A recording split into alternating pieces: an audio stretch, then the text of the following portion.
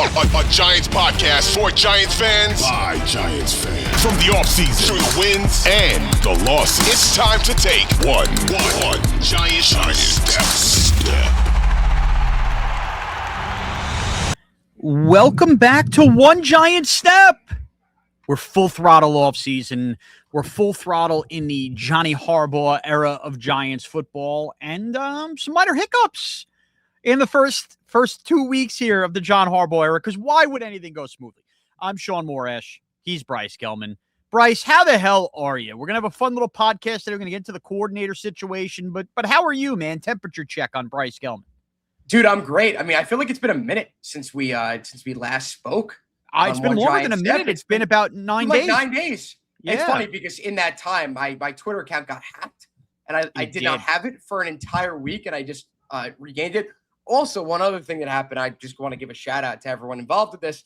The WFAN YouTube channel got to 100,000 subscribers, and I just want to say for myself, it's been an honor to have played a very small part in that. I texted you earlier, One Giant Step brought in 1.6% of the subscribers that the WFN YouTube channel had. So if it wasn't for us, they'd have 98.4 thousand right now. Look at that. Yeah. So listen, we'll do it. But listen, anytime you could put Craig Carton and Evan Roberts' picture on a tweet that Tom Izzo sends out, you got to do it and avoid Shaun Morash and Bryce Gelman at all costs. I can't believe that. I DM'd you about it. You didn't even answer. I said, where'd you DM me? I don't trust DMs from you anymore. I can't be clicking on your DMs. Oh, shut up. My Instagram hasn't been hacked. I mean, I'd actually off myself if that happened. But I DM you. I said, what the hell are? I mean, I was obviously tongue in cheek about myself, but like, where the hell were you on that graphic? You bring in the views. You know what's so funny? Quick aside, and this is what we could do. What the hell? It's our podcast or whatever. I've noticed myself. Forget the fact that you got hacked or anything. I don't know what's happened to me in the last month. It almost like coincides with the Giants season. Maybe it coincides with my full-time WFAN hours changing. Dude, I am just not checking DMs anymore. Like Instagram, Twitter. Twitter changed some. I don't know if you saw this too, which is so funny because your Twitter got hacked. But all of a sudden, I need like a passcode to get into my DMs. Yes. And I'm so lazy, like beyond lazy, that the moment that happened, like, all right, I gave a passcode, right? I put one in. I used to just, every time I saw like a little number pop up on my Twitter DMs, I would just click it and get in. Now that I need a passcode, the idea that I have to 4 extra buttons has maybe not clicked that at all. What do you forget it already? It's not that I forgot it. It's just, it's like the principle. It's lazy, but it's just, I stare at that and I go, I'm not putting 4 extra numbers to see what the hell's in there. It's probably nothing good anyway. It's probably a bad link from Bryce Gelman. And then Instagram, I'm like a once, twice a week checker of Instagram DMs. And then like, I'll be good about answering them when I see them. I thought it was just a me thing. I'm like, you're ignoring me on purpose? Now that I want to, let's see in real time, how many Instagram DMs, because that's the other thing. I don't get like a so this is the background of my phone. I'll show you on YouTube here. See like how Twitter gives me a little thing like this? Yeah. Instagram's over here. I get nothing. So like, it doesn't tell me I have to like click into my DMs. Let me say this. If you've gotten this far somehow, I'm going to put it in the thumbnail when the podcast like really starts, the Giants talk. So 1, 2, 3, 4, 5, 6, 8, 9. I have 17 DMs since the last time I checked, and that's in my primary. So you're one of them, apparently. Nice. Okay, but yes. By the way, I teach a class at Iona, and I always tell them, get to the point in the first minute so you capture your audience. We're 2.5 in, and I'm not listening to my own advice. We're 3.5 in. So are we? Jeez. No worries. Okay, no worries. So here's the deal, Giant fans. We're in coordinator search week, and we thought this was kind of be easy peasy. It hasn't been, because really, before we get to the idea, Giants end up making their move at DC, and we're going to talk about Dennard Wilson towards the back end of the pod, because I think the sexier thing to talk about is the offensive coordinator situation. This is a situation with the Giants where at any point by clicking this play button, maybe they've made a move, or maybe this takes 3 or 4 weeks. And that is how insane a situation we are in now. When you go back to the original reports of John Harbaugh exodus with the Baltimore Ravens, one of the reports that was out there was that there was a disagreement about whether, because there was rifts with Lamar Jackson, supposedly, the idea that they wanted Todd Monken out, or people within the Ravens wanted him out. Maybe that was ownership talking to Lamar Jackson. And John Harbaugh put his foot down and said, I'm not firing Todd Monken, who was a good offensive coordinator. And it was okay. So then they got rid of Harbaugh. They've agreed to part ways. So it was always kind of widely assumed if he went to bat for Monken, and clearly this was the case, Monken was going to come with him to the Giants unless he got a head coaching job. Now, what was funny about him getting a head coaching job was not exactly like people were betting down the doors to interview Todd Monken. And that doesn't mean it's a knock on him and that he won't be a good coach or whatever, but he just wasn't a sexy candidate until the Cleveland Browns had to speak to him. And the Cleveland Browns probably rank, and I think it's a safe space to say this, next to the New York Jets as far as like the least desirable organizations you want to work. And those are the head coaching jobs that when we say, hey, there's only 32 of these, when you have an opportunity, do you take one? Todd Monken makes a lot of sense to say yes to the Cleveland Browns because he says no to the Cleveland Browns. He may never get an opportunity to be a head coach in the NFL again. Does that mean I think it's going to work out for him in Cleveland? No, but that's also unfair to him. Like he's owed an opportunity. You never know. Like I always say this. Now, my new saying is you're always a Jackson Dart away, right? I mean, a year ago, the Giants were not a desirable spot. He was not a top pick. You're always a Jackson Dart away. We'll see with Todd Monken in Cleveland. But Todd Monken gets picked to be the Cleveland Browns head coach. And Cleveland was bumbling and stumbling all over this head coaching search. We're trying to force candidates on Jim Schwartz. Jim Schwartz now doesn't even want to be there because he wasn't selected to be a head coach. So they end up settling on Todd Monken. But because of their elongated process just to get on Monken, the Giants sat back and waited for Monken, or Harbaugh at least did. And I don't blame Harbaugh for that. That was his guy. I'm not going to be mad at John Harbaugh for waiting. But when you wait, you also lose members of the staff. Monken clearly wanted to bring Wuhop, whatever the heck the guy's name is, the offensive line coach he had in Baltimore with him. Now he's going to join him in Cleveland. And because of that, John Harbaugh said goodbye to Carmen Brasillo, go look for a job. He ends up hooking up with Dable in Tennessee. Giants lost assistant coaches waiting for an offensive coordinator they thought was coming. They didn't. So when I start the podcast a little while ago and I say some hiccups, this is a hiccup. Now, is it a major hiccup? That's where me and Bryce will kind of, I don't know if he disagrees with me or agrees with me. The truth is, I'm in a honeymoon stage. And I would suspect a lot of Giant fans are. However, we are built and we have it in our fabric to lean negative. We have been for so long. And I have to acknowledge that just because John Harbaugh is a great coach, just because John Harbaugh is perennially in the playoffs and has won a Super Bowl, doesn't mean that John Harbaugh can't make mistakes along a staff. He had Marty Morningweg at one point as an offensive coordinator, not very good. Greg Roman, he eventually had to cut ties with. That kind of ran its course. He did hire Mark Trestman at one point, who was horrible. Now, he had Gary Kubiak, who was very good. Jim Caldwell and Cam Cameron were fine, and Todd Monken was very good there as well. So he's had some misses, a lot of hits, but he's had a lot of offensive coordinators. So what does that tell me, Bryce? It tells me he will do his due diligence. And I know Dan Duggan did this piece in The Athletic where he kind of went in depth on all of these offensive coordinator searches and that John Harbaugh leaves no stone unturned, which I like. Don't rush to hire. But this could be a while or it could be 2 days as a result. So before we kind of list off any of the candidates, where is your temperature check as far as losing Todd Monken here for John Harbaugh?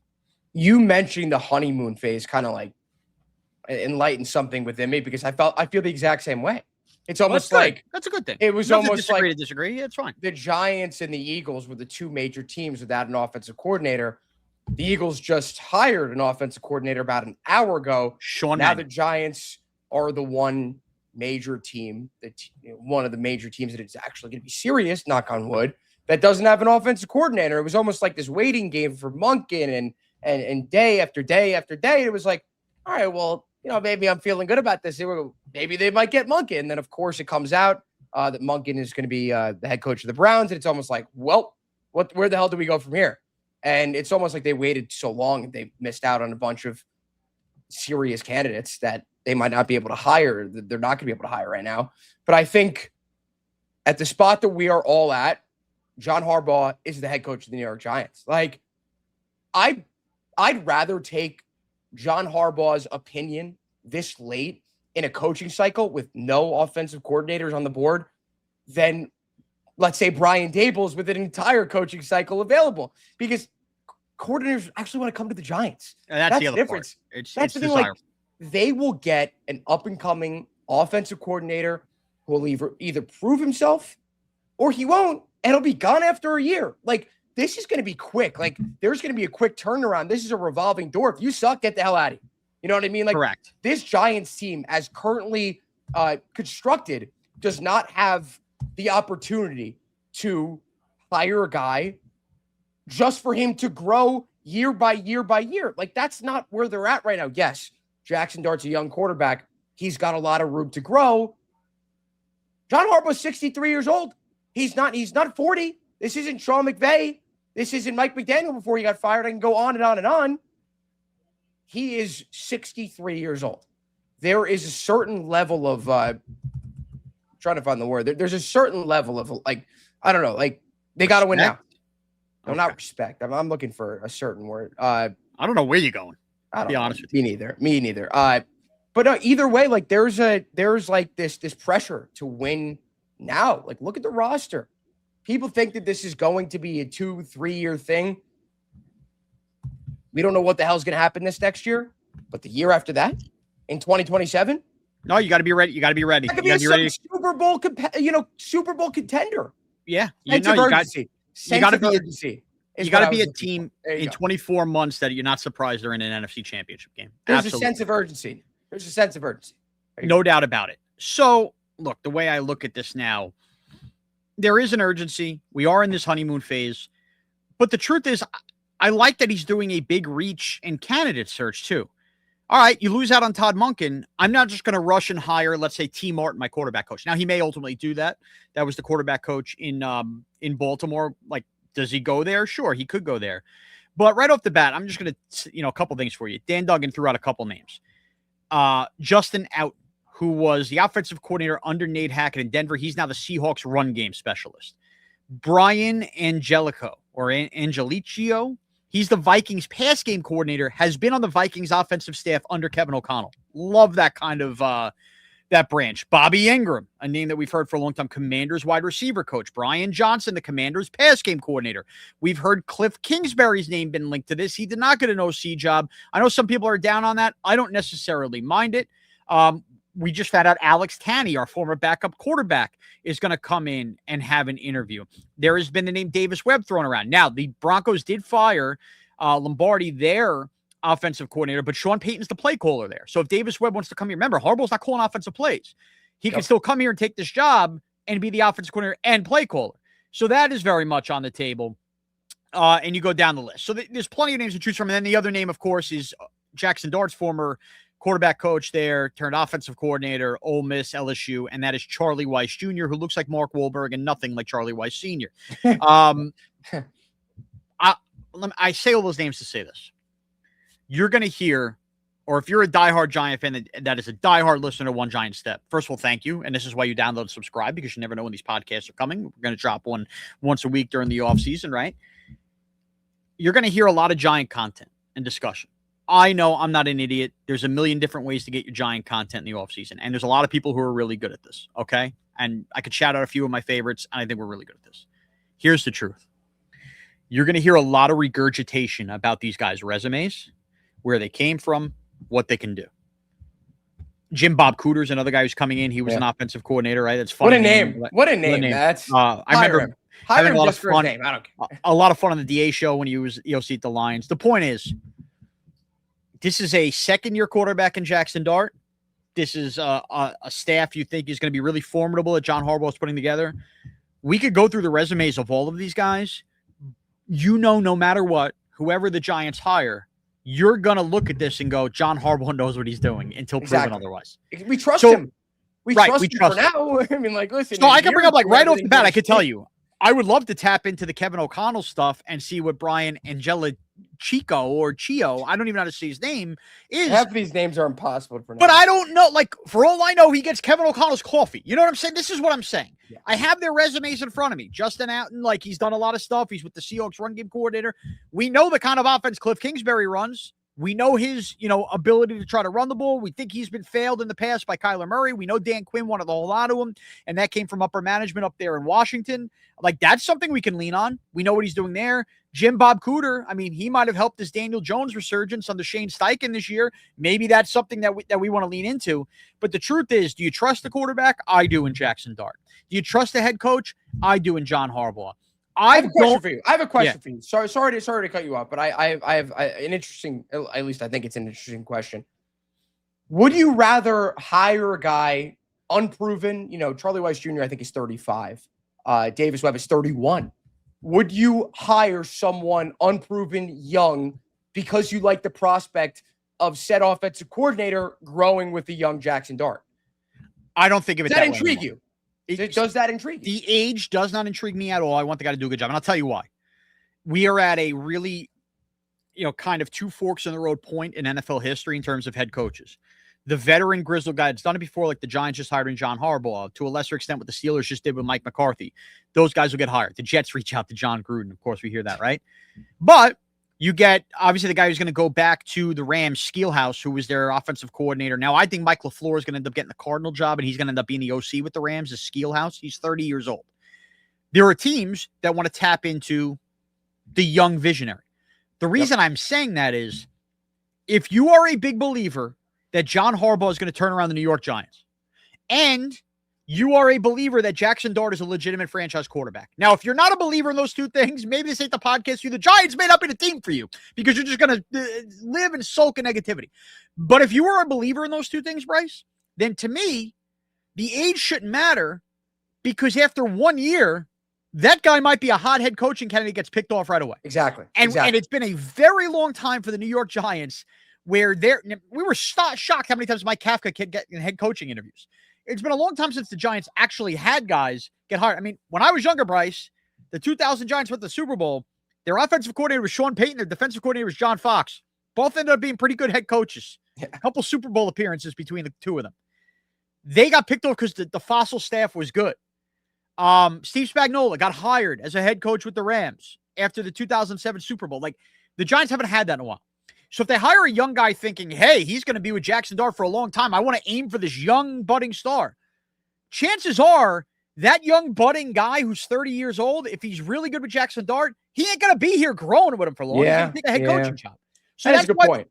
That's why to me the age doesn't matter. Now, you could the right question to ask is, and my answer's still going to be no. Sorry, that's a weird cough. I sound like a dog.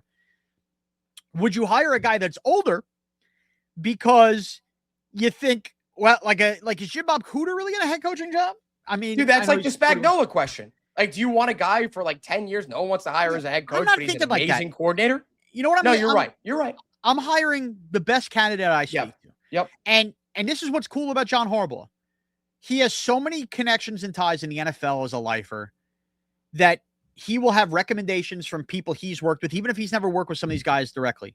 And I just trust him to hire the right guy that's fit. And I don't think he's going to hire a guy that, A, he thinks is going to be here for 10 years, or B, thinks, I'm not going to hire this guy because he's gone in a year. I think he's just we're putting together the best staff for 2026. And newsflash, the big elephant in the room that we started this podcast with, you have to ask yourself as a Giant fan if you're going to scream and yell about the offensive coordinator position with the Giants. Do you think Todd Monken is long for the Cleveland Browns job? I was just going to say that, yeah. And that's a very unfair thing to say, Todd Monken, because, again, anybody's a Jackson Dart away. That's my new saying. But the reality is the Cleveland Browns are still a dumpster fire until proven otherwise. They don't have prospects of a quarterback on the horizon. If Todd Monken is out after this year, if he's one and done coach, possible, right? The Cleveland Browns are nuts. If he's gone in 2 years, 3 years, and you've hired an offensive coordinator that either you don't like and isn't meshing, which I hope isn't the case, or he gets a job elsewhere, Harbaugh will still ultimately go back and just hire his guy that he thought he was hiring here. Or if the guy they hire is this world beater offensive coordinator and Monken's screwed and can't work with Harbaugh again. But yeah, I mean, like, right. But again, my point is that guy probably gets Monken, a job. There's a non-zero chance that Monken is the offensive coordinator of this team in 2 years. And again, that's not a shot at him. It's the fact that head coaches are scapegoated by terrible organizations all the time because the owners are unwilling to look themselves in the mirror and realize, hey, that might be a me problem. Correct. Woody Johnson. Correct. Absolutely. So that's where I'm at with that job. Now, let's pivot here, Bryce, to who was I just looking up here? Who was the fourth guy? Dennard Wilson? What do you want to do? I want to do Dennard Wilson, but I was just looking up the other guy I just wanted to look up the background of. So I was ripping this off. The other guy I'm not really familiar with, and I know I just said, and we know these names from Washington. This is Brian Johnson. I just want to look at his age real quick. Brian Johnson is he's the former quarterback and assistant. He's the pass game coordinator of the Commanders. He was the offensive coordinator for Utah, Houston, and Florida. And he played at Utah, and he was in the UFL. Okay. He's 38. That's what I thought. I knew there was another young guy. That's who it is. He was a quarterback for the Utah Utes. He was with the Eagles in 2023 and 21-22. So they sucked in 2023. Yeah, he was with Doug Peterson, and then when they sucked, he was their Eagle offensive coordinator. We'll see. I mean, but again, he was younger. Can he learn? And he was the assistant head coach, pass game coordinator for Jaden Daniels here. That's something. But anyway, I was just more looking up for the age because that's another young guy. Okay, so like they're not shying away. It's a casting wide net. You got old guys, you got young guys, this, that, and the other. Now, Dennard Wilson, Giants ended up hiring him. There was, I know. John Harbaugh kind of tongue-in-cheek told us, wouldn't that be something with Rex Ryan when the Evan and Tiki show was at John Kim? I always got the vibe that was a long shot. I didn't know if it was going to be Anthony Weaver, his former defensive coordinator who turned defensive coordinator in Miami. But he clearly likes the Dennard Wilson, who a lot of Eagle fans really, really wanted to be the defensive coordinator when Jonathan Gannon left to be the Cardinals head coach. Mm-hmm. And Wilson instead went to Tennessee, which was funny, because Giant fans wanted Dennard Wilson, many did, because of his success back there with Philly, to be the Giants DC when ultimately ended up being Shane Bowen. And Dennard Wilson made a decision. And the indications I got was he went with the Titans over the Giants because the Giants would have hired him to be the defensive coordinator. Because after the Wink Martindale, Brian Dable blow up and sketchiness, he felt like Brian Dable was on the hot seat. We're going to be going into year 3 of Brian Dable. And do I want to go there for 1 year, have this guy get fired? So he opted to go with a brand new head coach in Tennessee, Brian Callahan, who was an offensive-minded guy, and that would give Dennard Wilson the free reins to handle the defense. But a funny thing happened along the way. Brian Dable, by a couple weeks, outlasted Brian Callahan because the Titans were a disaster. Now, there's a lot of stats that will tell you, man, the Tennessee defense this, the Tennessee defense that, as far as not being great. But the truth is, Dennard Wilson's defense with Tennessee lacked talent, and that's an understatement. They did not have the pass rushers the Giants have. He, had able bodies at times. I'll put it politely in the secondary. They were a defense that could stop the run at times. They got worse this year as more talent left, and the Giants. What was so frustrating about last year, Bryce? We did 1 million shows on this. Was that they had the talent on defense, or so we thought, and we saw guys regress under Shane Bowen, whether it was Tyler Nubin, whether it was even a step-back year from Drew Phillips, whether it was not getting Abdul Carter off to a start until funny, Charlie Bullen took over as the DC, and then all of a sudden Abdul Carter looked like a real professional player. Brian Burns seemingly was the one guy that got better under Shane Bowen. So why am I bringing up Shane Bowen here? I think Dennard Wilson is walking into a situation where, while the defense is far from complete, and who knows, that first-round pick may very well be a defensive guy. Like, you may go get him Caleb Downs, and he becomes Kyle Hamilton, right? Like, you could get him Sonny Styles or Arvell Reese, and you could only add to that. And we'll see what happens in free agency. I know the Giants need help at linebacker, defensive tackle, like all of that. But the baseline of talent, when you think about the guys they have up front, and some of the guys that they do have in the secondary, where there isn't a Debo or a Holland and Nubin and Phillips, he did not have that in Tennessee. So I am not holding the numbers with the Titans against him. And again, this was a guy that worked with Harbaugh, understands the Harbaugh way in Baltimore for that year. And what was it, 2023 he worked there? This is a trust hire. And he's 41 years old. This is a guy that some have marked, like some NFL intel people, as like a future head coach in the league as well, only 41. I like this hire. Like, I have a hard time thinking with the defensive coordinator history he has, working under Harbaugh, so you don't worry about the butting heads. He knows what he's getting into here. We're not getting the Wink Martindale Dable thing. It's hard for me, when I talk about the Harbaugh honeymoon phase, it's hard for me to hate on the Dennard Wilson hire. Now, what I say, I'm excited by it. I don't know I'm going to be excited by anybody hired as a coordinator because I don't know what the hell I'm getting into as far as the talent goes. But I have more faith that this defense with Dennard Wilson at the helm is going to be better than it was with Shane Bowen last year. The bar is so low. It is. Like, it is significantly lower than perhaps I think it was the ideal situation, maybe out of any team in the league, defensive coordinator wise. You're working with John Harbaugh, and in terms of the talent that you have on defense, it's like second to none. Like, you remember the dialogue between the two of us and just every Giants fan going into last season. This defense could be a top 5, top 10 defense in the league. That defensive line could be one of the best defensive lines in NFL history. And look how the team turned out. Look how badly they played throughout the season. And you get a guy who everyone wants to point out, oh, he was also the Titans defensive coordinator. He took over for Shane Bowen. So what? All right. Like you look at his stats. So look at the Tennessee Titans stats. And scoring defense-wise, it wasn't good at all. But the total yards allowed, the total defense, Shaun, top 3 in the NFL. I think it was second best in yards allowed for the Titans in 2024, which is a monumental feat. It's a monumental accomplishment with the Tennessee Titans. Look at the personnel they had. Look at that secondary. L'Jarius Sneed. Who else? You know what I mean? Like, right. We're talking about a team that obviously lost a bunch of guys. L'Jarius Sneed, after week 7, goes on IR, doesn't play the rest of the year. It became very difficult for Dennard Wilson to do anything on his end to make sure that the Titans were not atrocious on the defensive side. But I like the hire because of what I heard. You know, I say this, you know, when we talk each game, and you know, I like to see what the opposing fan base is talking about and the major storylines for that team the Giants are playing. I'd look to see what what Titans fans were saying about Dennard Wilson. I was interested. I'm like, what did they think about this guy? And they said he's willing to actually adapt.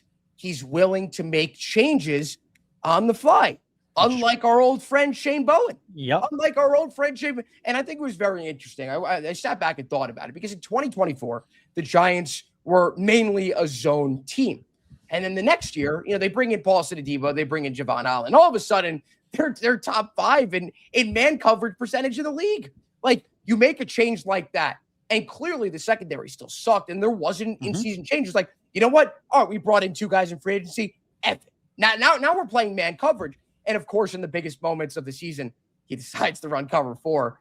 Whatever happened there, Cowboys and Broncos. But you're talking about a guy who everyone despised. Like, all my friends hated Shane Bowen's guts. And I'm not going to say, listen, I mean, you know, I had a couple nicknames for him. He was terrible. He was terrible. Bringing a guy in Dennard Wilson who, again, Titans fans seem to love.